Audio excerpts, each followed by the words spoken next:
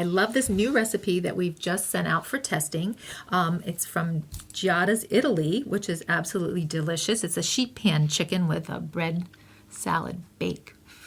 Interesting way to make chicken. Right. So this is the first time that we've seen sheet pans used as a method for a fast, quick bake. And what I love about that recipe is that she really hones in on keeping the chicken moist. And how she does that is she has you start the chicken in the lower third of the oven. So as the chicken is coming up to temperature, as the chicken is cooking, as it's being basted by the marinade, you're not losing the moisture because where's all the high hot heat in the oven? It's up high. So here your chicken is down in the lower third of the oven. And then at the very end, after you add the croutons in, she moves it up to the upper third of the oven where all that heat is. So the croutons crisp, the chicken finishes up a little quicker.